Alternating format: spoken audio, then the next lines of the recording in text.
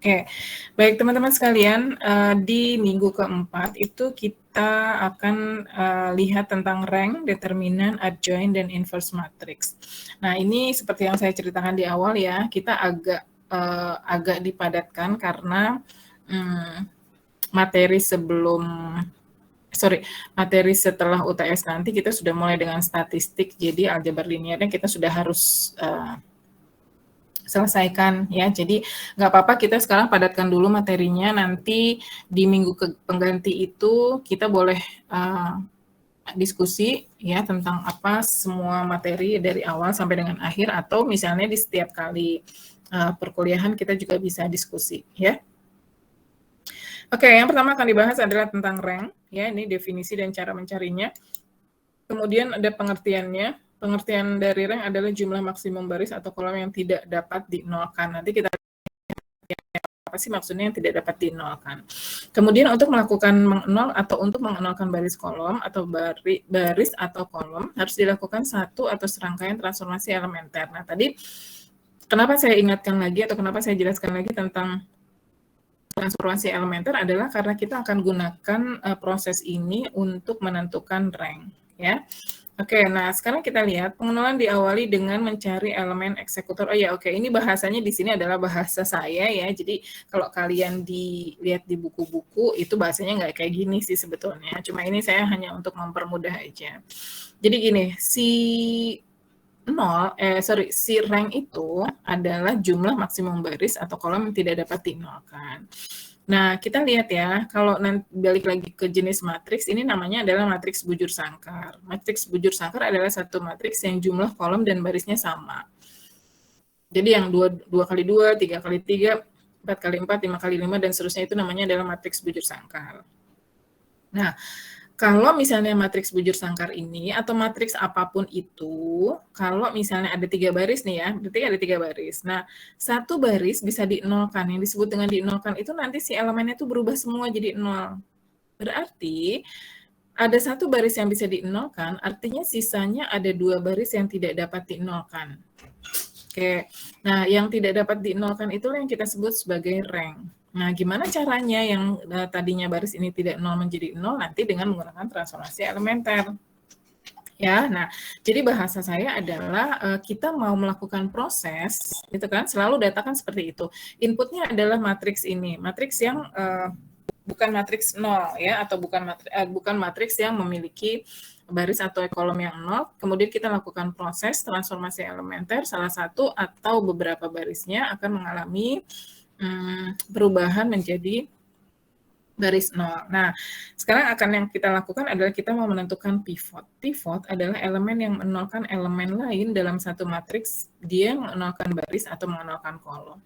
Jadi si pivot ini yang kita sebut sebagai eksekutor, dia yang menjadi aktor, yang menjadi penyebab elemen lain itu menjadi 0.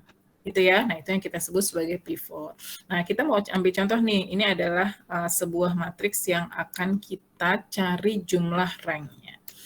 Oke, kemudian pada contoh ini dipilih pivot yang merupakan elemen yang terdapat pada baris 2 kolom 1 yaitu min 1. Oke, kita pilih di sini ya. Nah, ini saya kasih merah. Ini kita pilih pivot. Oke, ini penjelasannya. Tujuan yang dilakukan adalah mengenalkan baris 1 dan baris 3. Oke. Untuk mengenalkan, oke. Jadi gini, si pivot ini kan tadi dia bergerak atau berakting akan mengenalkan teman-teman yang lain. Jadi waktu kita pilih pivotnya yang ini, itu sasaran si pivot ini adalah mengenalkan ini, dan ini berarti baris 1 dan baris 3. Baris 1 dan atau baris 3, jadi bisa dua-duanya atau salah satu. Atau dia mengenalkan kolom 2 dan atau kolom 3. Jadi bisa dua-duanya atau salah satu. Intinya si pivot ini akan berusaha mengenolkan elemen di baris yang bukan baris dirinya. Jadi sekarang dalam hal ini karena pivotnya ada di baris 2, berarti baris 2 nggak mungkin jadi 0. Berarti baris lain yang selain dirinya itu mau dia nolkan. Intinya begitu ya. Oke, kemudian ceritanya lagi adalah pivot. Oke. Nah, waktu dia mau mengenolkan baris 1, dia kan mau nolin ya. Gimana caranya dia mengnolkan? Berarti dia harus sampai ke 4 itu dengan berharga min 4. Betul ya? Oke, kenapa? Karena kalau kita kalikan min 1 dengan 4, berarti min 4 ditambahkan ke sini. Tadi ingat nggak yang elementer yang ketiga? Bahwa ketika kita melakukan transformasi B13 atau B12 atau B14 misalnya, yang menjadi 0 yang mana? Atau yang berubah yang mana? Yang di 1 kan? Berarti sekarang dalam hal ini kita mau pakai transformasi elementer yang ketiga, yaitu BIJ. Oke, berarti kalau begitu yang mau dinolin yang mana? Baris 1 kan? Supaya baris satunya menjadi 0, berarti ini waktu berangkat ke sini, ya, atau bentar saya pakai tanda-tanda deh. Jadi waktu si pivot ini mau ke sini, itu dia harus berharga min 4. Kenapa? Karena dia berharga min 4, maka dia akan menjadi 0. Waktu dia mau pergi ke sini, dia harus berharga min 3. Ya, karena apa? Karena dia memang tujuannya mau mengenolkan 4 dan 3. Atau dia mau mengenolkan ini, jadi dia harus ke sini dengan berharga min 3. Atau dia ke sini dengan berharga min 2. Gitu ya, jadi si actingnya si pivot itu adalah gitu. Gimana caranya supaya dia ke sini dia berharga min 4, ke sini dia berharga min 3, ke sini dia berharga min 3, ke sini dia berharga min 2. Oke, nah dia nggak bisa diagonal ya, nggak bisa miring-miring. Jadi pokoknya kalau nggak ke baris, ke kolom. Nah, berarti si pivot ini dia ada di posisi J yang harus dikalikan dengan suatu angka atau skalar tadi. Kalau begitu, berarti waktu dia mau mengenolkan, ini pilihan ya. Jadi kalau nggak kita mengenol, jadi gini, untuk menentukan rank itu kita memilih baris atau kolom. Jadi nggak usah dua-duanya. Jadi kalau kita, saya mau mengenalin baris aja, berarti kita mengambil baris 1 dan baris 3 yang akan dinolkan. Kalau kita mau mengenolkan kolom, berarti kita memilih kolom 2 dan kolom 3 yang akan dinolkan. Oke, nah sekarang berarti si pivot ini saya misalnya mengambil yang ke baris, sorry. Mengambil ke baris berarti dia harus berharga min 4. Kalikanlah dia dengan 4. Dia mau mengenolkan ini, berarti harus berharga min 3. Kalikanlah dia dengan 3. Gitu ya. Nah, ini adalah penjelasannya, ceritanya nanti kalian bisa lihat lagi. Nah, ini adalah cara pengerjaannya. Oke, balik lagi ke yang tadi, udah jelas ya kenapa dia menggunakan ini. Karena yang dipilih adalah baris, dan yang mau dinolkan adalah baris 1. Awalnya baris 1 ya, berarti ini dong. Nah, ini tadi penjelasannya, baris 1. Baris 1 mau dinolkan. Dengan cara apa? Dengan cara menambahkan baris 2 dikalikan dengan 4. Oke, di sisi yang lain, di sisi yang bersamaan, tapi di sisi yang lain, dia akan mengenolkan baris 3 dengan cara dirinya sendiri dikalikan dengan 3. Jadi waktu dia loncat ke baris ketiga, dia harus berharga min 3. Oke, nah ini jelas ya bagaimana kita menentukan transformasinya. Nah, konsekuensinya ketika kita mengenolkan baris 1 dan baris 3, tidak hanya 4 dan 3 saja yang menjadi 0, tetapi semua elemen yang dalam satu barisnya itu jadi 0.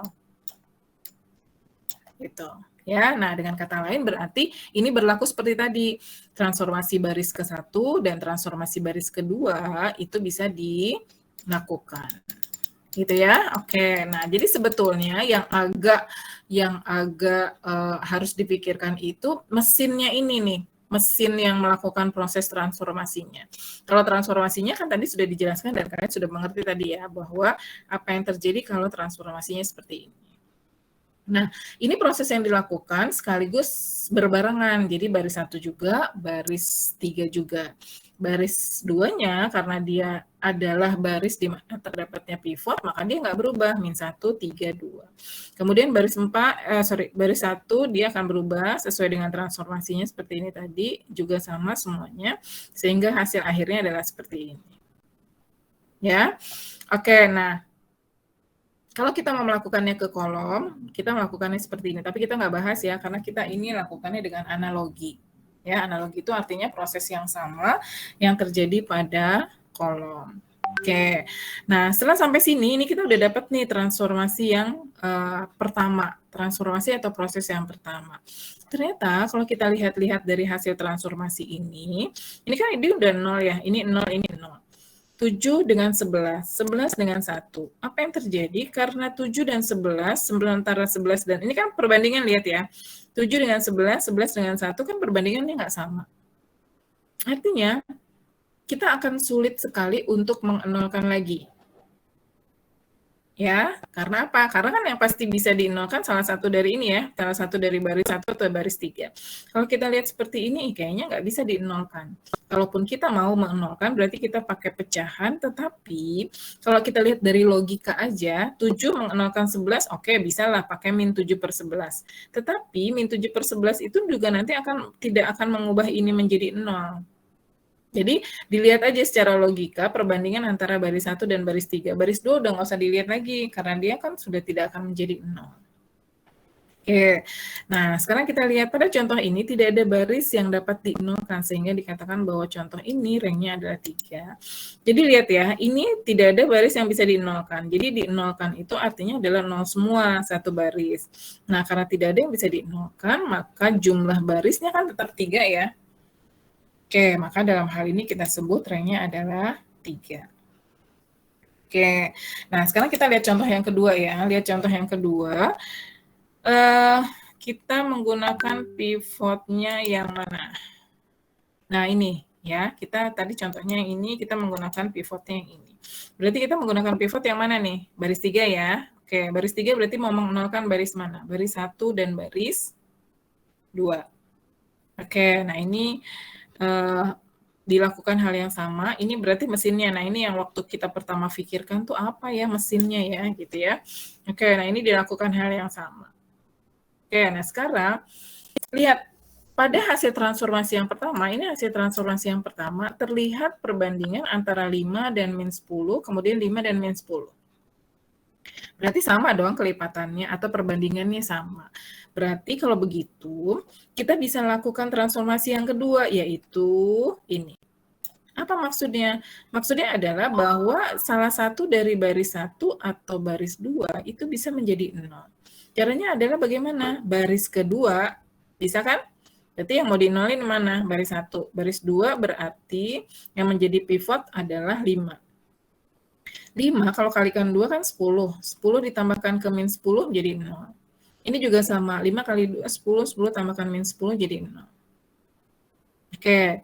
Nah, sekarang berarti ada satu baris yang bisa dinolkan. Namanya dinolkan. Prosesnya adalah dinolkan. Nah, karena prosesnya bisa dinolkan, ada satu baris yang bisa dinolkan, maka dua baris berikutnya, yaitu baris 2 dan baris 3, itu kita lihat lagi, bisa nggak sih dinolkan? Nggak mungkin, karena apa? Karena tadi pivotnya ini ya. Nah, sekarang kita lihat, kalau kemudian ini masih bisa dinolkan, mungkin nggak bisa dinolkan, mungkin. Tapi kalau kita lihat dari logika seperti ini tidak bisa dinolkan. Ya, logikanya gini aja, kalau ini 2 dengan 5, 2 dengan 5, mungkin salah satunya bisa dinolkan, atau kemungkinan tiga-tiganya bisa dinolkan, tapi kan ini 2 dengan 5, 3 dengan 5, itu udah perbandingan yang beda, ya, karena perbandingannya beda, maka nggak mungkin dia akan bisa dinolkan.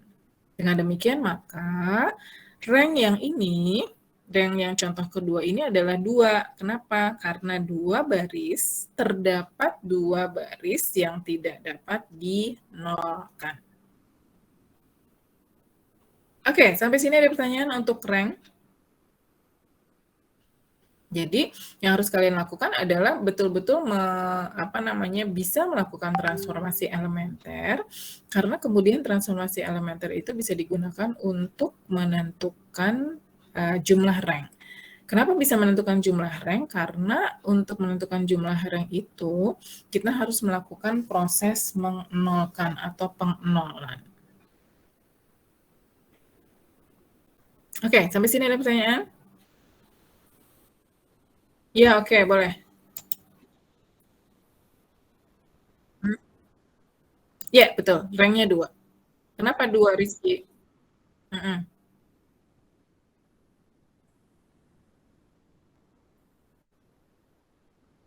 Ya, betul. Jadi rank itu yang tidak dapat dinolkannya ya, bukan yang bisa dinolkannya.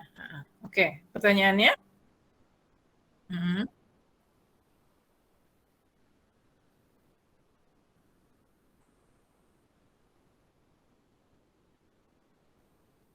Yang mana? Ini ya, contohnya ini ya? Oke. Oh, oke. Iya, iya. Iya, oke. Oke, ya itu pertanyaan yang bagus sekali Rizky. Kenapa kebetulan saya mengambil di kolom 1? Karena kebetulan yang angka satunya ini adanya di kolom 1 dua-duanya ya, di 2 contoh tadi. Jadi gini, pivot itu kan si elemen yang mau mengeksekusi. Berarti kita cari si elemen yang paling mudah untuk melakukannya. Nah, salah satunya kan angka 1 ya. Kenapa? Karena kalau dia angka 1, tadi kan dia gampang ya, mau ke sini tinggal dikalikan min 4, mau ke sini dia tinggal dikalikan 1. Oke, itu 1. Kenapa dia pilih 1? Atau kita pilih min 1. Sama ya, misalnya kita mau pilih yang ini, kalau ke sini kita kalikan 4, kalau ke sini kita kalikan min 1. Berarti kebalikannya kan? Oke. Kemudian pertanyaannya, gimana kalau misalnya saya mau pilihnya angka lain? Boleh, nggak masalah. Jadi sebetulnya pivot itu dipilih, mana sih yang paling mudah melakukan proses itu. Andaikan misalnya di dalam matriks itu nggak ada angka 1, atau misalnya ada angka 1 tapi saya mau milihnya angka lain nggak masalah, gitu ya. Karena kalau di dalam software yang misalnya MATLAB itu kita mau pilih angka berapa aja, ya dia akan melakukannya gitu, karena kan dia pakai mesin ya. Nah, karena ini kita hitung secara manual, jadi kita pilihnya yang gampang. Kalau misalnya nih, di sini kan banyak angka 2 nih ya, angka 2, 2, 2, 2. Saya mau pilihnya pivotnya ini yang di kolom 4, kolom 3, baris 1, kolom 3. Saya mau pilih pivotnya ini, boleh. Kenapa? Karena dia gampang ya mengenalkan ini, ya nggak? Karena tinggal dia loncat ke sini harus berharga berapa? Kalikan 1. Ke sini dia harus berharga berapa? Kalikan min 2. Gampang kan? Kenapa? Karena dia berkelipatan. 2 dengan min 2, 2 dengan 4. Atau sebaliknya, min 2 ke 2 sini, dari kolom 2 ke kolom 3, kemudian ke kolom 1. Boleh. Tapi kalau misalnya 2 dengan 3, misalnya gini, kita mau pilihnya pivotnya ini. Sebentar. Kita pilih pivotnya,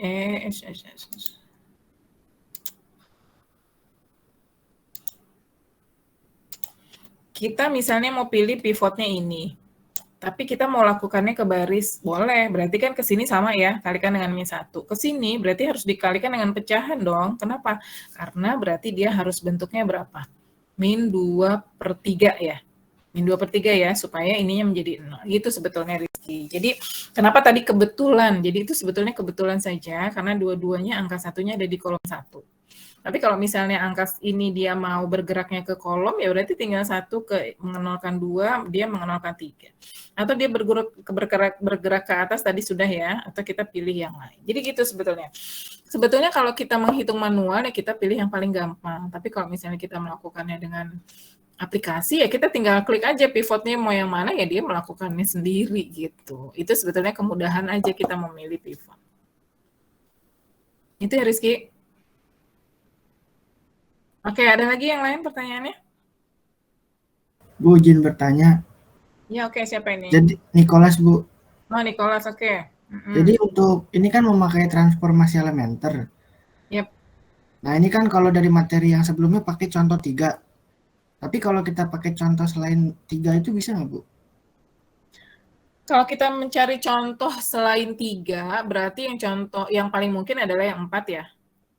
Oke. Bisa, tapi Bisa. dia agak ribet ya, karena dianya sendiri berarti dikali lagi dong.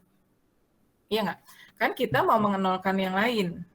Si pivotnya itu ada di posisi J kan, yang mau dinolkan yang di posisi I. Nah, kalau di yang transformasi yang keempat, itu kan berarti posisi I-nya sendiri juga harus dikalikan lagi. Ya, jadi sebetulnya itu tadi, balik lagi ke kemudahan ya, Nicholas. Jadi kita lebih mudah pakai yang transformasi ke 3 dengan tujuan adalah kita mengenolkan suatu elemen.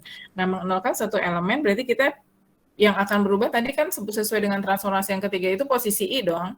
Ya, yang berubah posisi I. Nah, kita manfaatkan transformasi yang ketiga untuk mengubah posisi I. Oke, Ya, Bu. siap. Oke, Masih, Bu. thank you ya. Oke, siap. Nah, sekarang ini udah ya, berarti ranknya 2 sudah jelas. Kemudian ini latihannya nanti kalian bisa lakukan. Oke. Nah, berikutnya kita ke determinan. Ini agak nanti kalian boleh tanya lagi ya. Oke, nah determinan ini agak banyak variabel-variabelnya. Pertama adalah submatriks, kemudian minor, kofaktor, determinan, dan ekspansi Laplace. Oke, apa sih yang dimaksud dengan tadi balik ya? Ada yang namanya matriks bujur sangkar. Nah, kemudian metode yang digunakan adalah ekspansi kofaktor atau Laplace. Kemudian kita akan menghitung determinan. Oke, notasi dari determinan, untuk menentukan determinan tadi kita harus punya submatriks, kemudian minor, dan seterusnya. Oke. Nah, teman-teman sekalian, si matriks bujur sangkar ini, kalau menurut Laplace, jadi saya ke Laplace dulu. Nah, ini. Menurut Laplace, kalau kita mau menghitung determinan, determinan itu adalah satu nilai yang kita peroleh dari sebuah matriks. Menurut Laplace atau ekspansi kofaktor tadi, suatu determinan itu bisa ditentukan dengan mengalihkan setiap elemen dengan masing-masing kofaktornya. Jadi itu definisinya. Ini adalah elemen ya, kita sudah pelajari. Kemudian ini adalah kofaktornya. Jadi setiap elemen di dalam matriks itu ada pasangannya atau ada ruhnya yang namanya adalah kofaktor. Berarti kalau dia punya 9 elemen seperti ini, berarti dia akan punya 9 kofaktor. Itu yang pertama menurut Laplace. Kemudian yang kedua, determinan dari matriks ini adalah perkalian setiap elemen dengan masing-masing kofaktornya, kemudian ditambahkan dengan elemen lain dengan masing-masing kofaktornya. Jadi dia bentuknya adalah sigma. Sigma itu adalah penjumlahan dari perkalian. Ya, jadi kita udah belajar ya waktu di yang matematika sistem informasi 1. Nah, berarti kita sekarang akan mencari perkalian setiap elemen dengan masing-masing kofaktornya. Elemen udah ada dong. Oke, berarti yang nggak ada apa? Kofaktor. Oke. Nah, menurut Laplace juga bahwa ketika kita menentukan determinan, itu kita boleh memilih satu baris atau satu kolom saja. Jadi nggak usah semuanya. Ini kan ada 3 baris nih. Pilih salah satu saja. Boleh baris 1, baris 2, dan seterusnya. Oh, ini kebenaran angkanya 21, 21 ya. Oke. Oke, jadi itu ya. Jadi pertama menurut Laplace, determinan adalah satu harga yang diperoleh dari sebuah matriks. Kemudian yang kedua, determinan adalah sigma atau jumlah dari perkalian antara setiap elemen dengan masing-masing kofaktornya. Kemudian yang kedua, determinan bisa ditentukan hanya dengan satu baris atau satu kolom saja. Kenapa? Karena setiap baris atau kolom itu akan memberikan nilai yang sama. Oke, nah sekarang apa yang akan kita lakukan? Berarti yang kita nggak punya apa? Kofaktor ya. Oke. Untuk menentukan kofaktor, berarti pertama yang harus kita lakukan adalah menentukan submatriks. Karena ini adalah matriks bujur sangkar, maka kita akan melakukan menentukan submatriksnya dulu.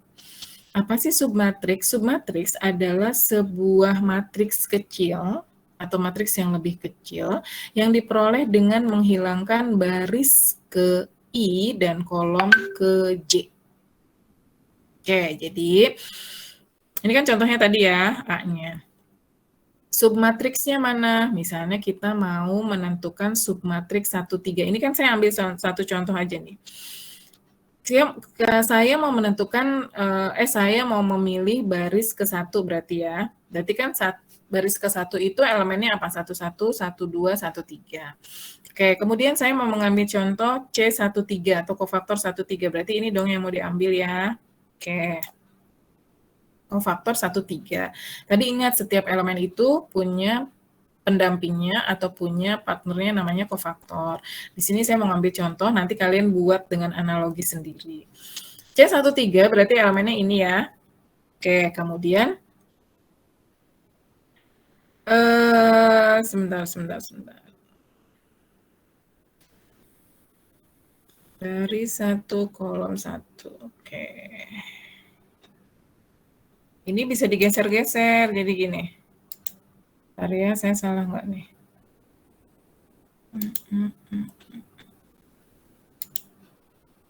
Oke. Jadi kalau kita mau ngambil di sini ya, baris 1 sebentar, baris 1 kolom 3. Oh, ininya tuh bisa digeser-geser sebentar ya. Jadi gini, kita kalau mau ambil baris 1, berarti kan elemennya ini ya, teman-teman ya. Oke, ini adalah elemen A12 dan seterusnya sampai dengan A1N. Oke, karena sekarang kita punyanya 3, berarti A11, A12, A13. Nah, sekarang kita satu-satu dulu. Ini saya ngambil contohnya cuma 1, jadi nanti takutnya agak pusing ya kaliannya ya. Oke. Jadi kita satu-satu dulu. Ini sebetulnya harusnya bisa digeser-geser nih, tapi kenapa tidak bisa digeser-geser, saya nggak tahu nih. Sebentar. Ceritanya ini tuh bisa digeser-geser, tapi oke, saya coret aja ya. Jadi kita mau menentukan A11 nih misalnya ya. A11 berarti baris 1 kolom 1. Berarti yang harus kita tentukan pertama adalah submatriksnya. Submatriks A11 itu diperoleh dengan menghilangkan baris 1 kolom 1. Ini terjadi kesalahan nih waktu saya bikin, harusnya bisa bergeser-geser tapi lama ya, karena lama kita manual aja dulu. Berarti kan kita mau cari sekarang A11 ya, A11 ini elemennya. Waktu mau menentukan A11 berarti yang di barisnya itu coret, yang di kolomnya coret. Nah, ini yang kita sebut sebagai submatriks. Submatriks berapa? Submatriks 1, 1. Oke, nah submatriks 1, 1, berarti itu tadi ya, pertama yang dicari adalah submatriks. Kemudian yang kedua adalah minor. Minor adalah determinan dari submatriks. Oke, ini tadi submatriksnya udah dapat, kemudian berarti dia jadi 2 kali 2 dong. Tadinya kan awalnya 3 kali 3 ya, karena barisnya 1 dicoret, kemudian kolomnya 1 dicoret, maka dia menjadi 2 kali 2. Kalau menentukan determinan 2 kali 2, maka menentukannya adalah dengan melakukan perkalian silang.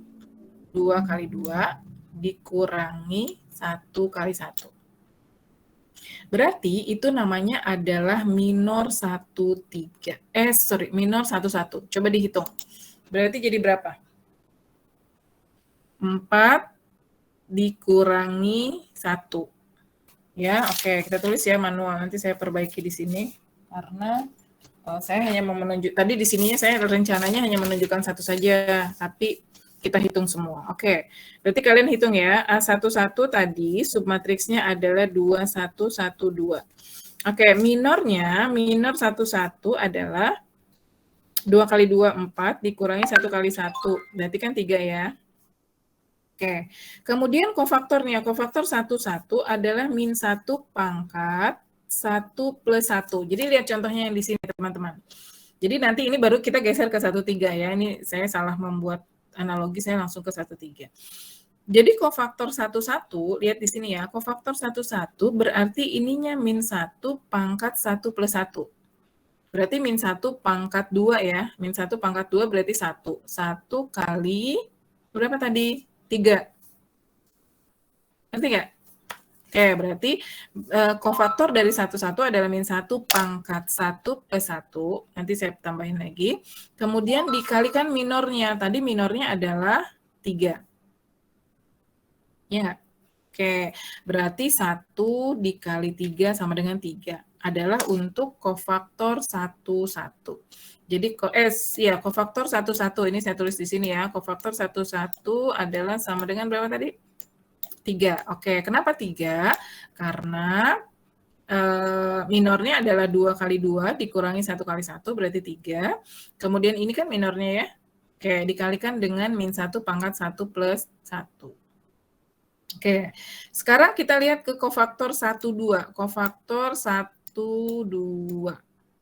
Oke, ini saya ganti warna dulu untuk menghitung yang 1, 2. Oke, sekarang kita lihat. 1, 2 berarti yang ini ya teman-teman ya, elemennya. Oke, berarti yang menjadi submatriksnya, berarti coret barisnya, coret kolomnya. Berarti yang menjadi submatriksnya adalah 1, 1, 0, 2. Oke, minornya adalah, berarti ini menjadi submatriksnya.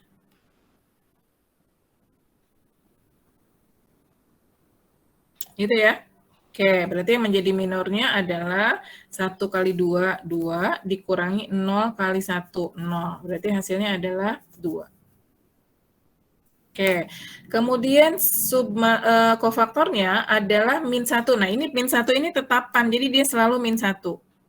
Yang berganti adalah yang mana? Yang atasnya, yang 1 plus 1, 1 plus 2, 1 plus 3. Nah, kalau yang ini berarti kan 1 plus 2, berarti min 1 pangkat 1 plus 2, berarti min 1 pangkat 3 ya. Min 1 pangkat 3 berarti negatif. Min 1 kali 2, berarti min 1 kali 2 hasilnya adalah min 2. Berarti C 1, 2-nya adalah min 2. Oke. Oke, nah, karena di sini tercantumnya 1, 3, sekarang kita sekalian koreksi juga ya. 1, 3, oke saya hapus ya yang ini ya. Oke, jadi kalau bisa, kalau misalnya itu kalian di screenshot supaya kalian bisa dapatkan hasilnya. Oke, nah teman-teman sekalian ini adalah 1, 3. Dia mohon maaf ya, jadi dia hanya di sini, padahal sebetulnya dia harusnya di sini yang dicoret ya. Oke, saya ke warna yang lain dulu biar kelihatan. Oke, mana 1, 3? 1, 3 adalah elemen 1, 3. Baris 1, kolom 3. Berarti yang dicoretnya adalah baris 1, kolom 3. Gitu ya. Oke, berarti submatriksnya adalah ini. Benar ya? Yang ini ya. Oke, submatriksnya adalah ini. Berarti minornya adalah 1, 2, 0, 1. Ini minornya ya. Oke. Kemudian dikalikan, dicari determinannya, berarti 1 kali 1 dikurangi 0 kali 2. Hasilnya adalah 1 dikurangi 0 berarti 1. Oke, dia dapat 1, kemudian kofaktornya adalah min 1 pangkat 1 plus 3. Dikalikan dengan berapa tadi? 1. 1 plus 3 berarti pangkat 4. Pangkat 4 berarti positif. Kalikan 1 berarti hasilnya 1. Ya, oke. Jadi mohon maaf tadi yang merah ini seharusnya dia ada di sebelah sini. Ya, tapi tadi kita sudah jelaskan bahwa caranya adalah seperti itu. Nah, kemudian nanti setelah kita dapatkan, kita kalikan dengan semua yang tadi elemennya berapa. Ini lihat coba yang sebelah sini.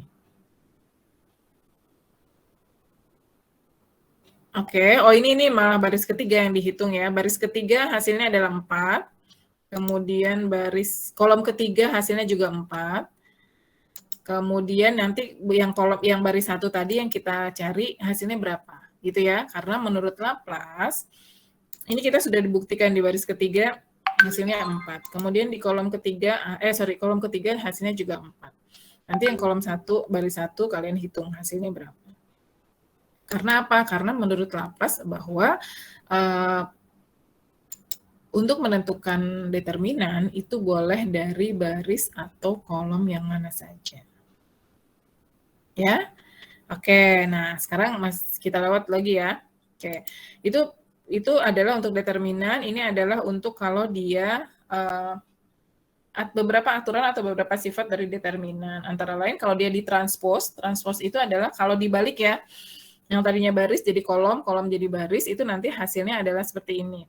Determinan A adalah sama dengan determinan transpos A. Jadi kemudian kalau dikalikan, dia juga hasilnya sama. Ya, oke. Kemudian, nah ini ada determinan berikut. Ini nanti kalian bisa lihat bagaimana menentukan determinan. Hasilnya sama. Pokoknya intinya, kalian mau pilih baris atau kolom mana saja, dia akan menghasilkan harga determinan yang sama. Ya, oke. Nanti boleh dilihat lagi.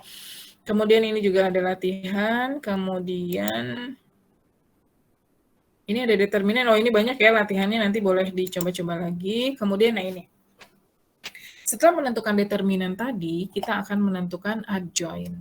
Ya, oke. Nah teman-teman sekalian, apa sih yang disebut dengan adjoint? Tadi kan determinan udah punya ya, Nah, waktu mau menentukan determinan, kita kan hanya menentukan satu baris atau satu kolom aja. Berarti kalau dia ada 3 baris atau 3 kolom, berarti kita cuma perlu 3 elemen ya. Sementara untuk adjoin, itu kita tentukan semua kofaktornya.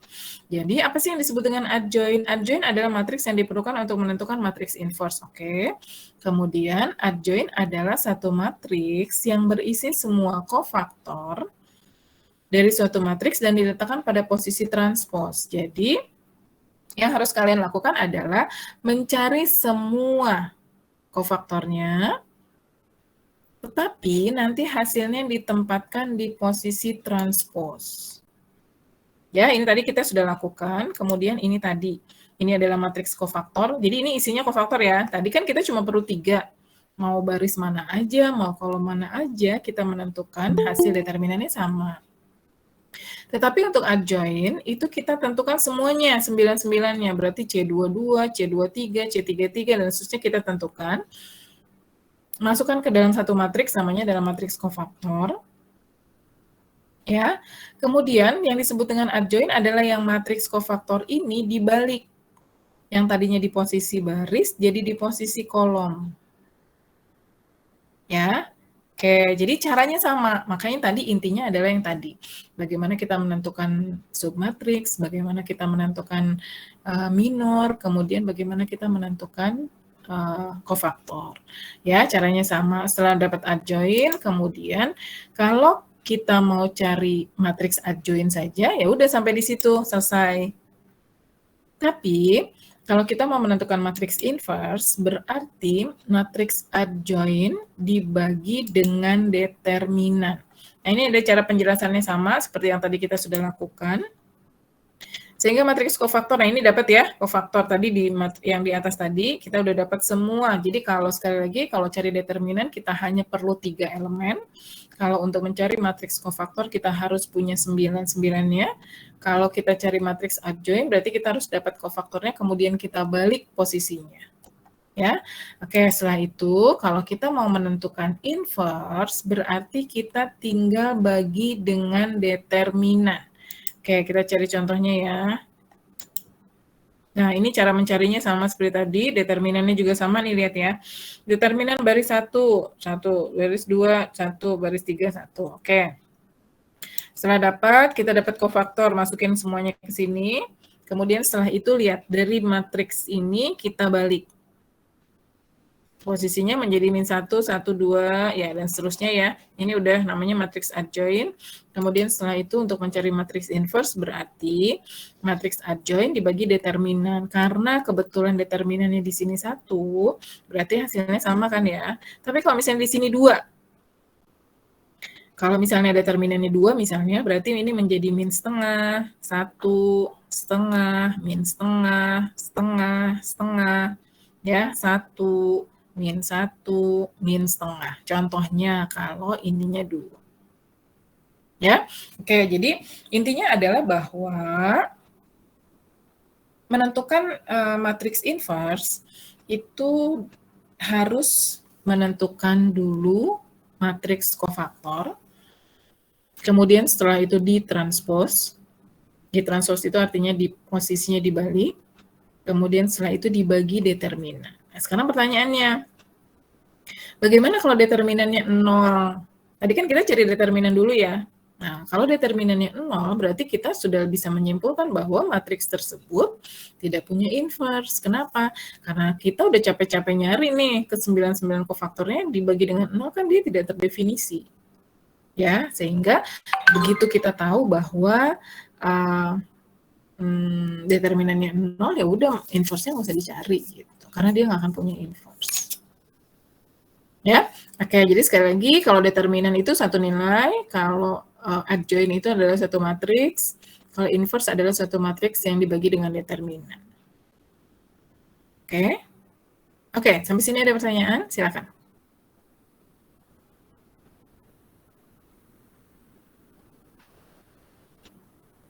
Oke? Masih bingung?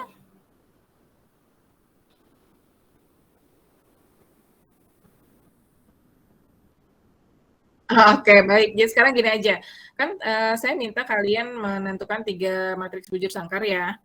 Oke, nanti boleh dicoba-coba, kemudian nanti difotoin di grup.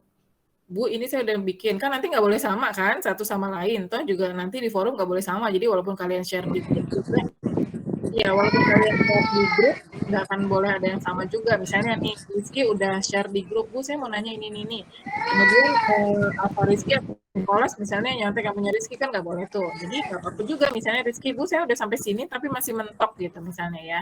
Nah itu boleh, pakai tulisan tangan aja dulu sebelum dimasukin ke web. Nah nanti kalau di webnya kalian udah punya template matrix kayak gitu, ya udah gampang sih sebetulnya, udah tinggal yang kemarin itu ya, yang kemarin kita pelajari itu. Jadi udah bisa untuk bikin aja template matriks 3x3 supaya gampang membuat. Atau sekarang paling tidak kalian satu dulu deh, misalnya ya, satu dulu. Nanti kalau berikutnya pasti udah bisa sih, insya Allah ya. Oke, ada pertanyaan Mas ini? Coba dulu deh, sekarang kan baru hari Rabu ya, nah ini masih ada waktu kalian untuk membuat. Jadi nanti boleh, Bu, ini saya udah ini tapi mentok sampai sini. Intinya adalah gini, waktu kalian mau menentukan apa namanya determinan, itu kan tadi yang si Laplace kan bilang setiap baris dan setiap kolom dia memberikan harga determinan yang sama. Nah, sekarang kalian coba aja tiga-tiganya. Kalau sama berarti udah benar. Ya, cuma kalau misalnya salah satu aja udah salah, ya berarti menentukan determinannya salah.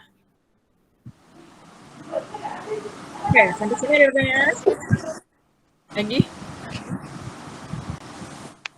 Fadli ditutup, Fadli mikrofonnya.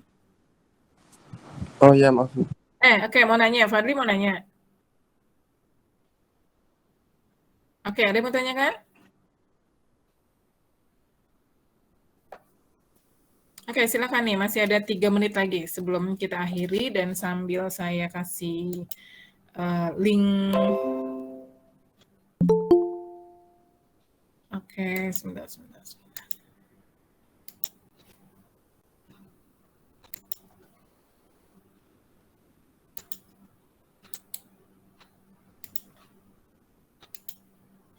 Oke, sambil kalian melakukan absensi,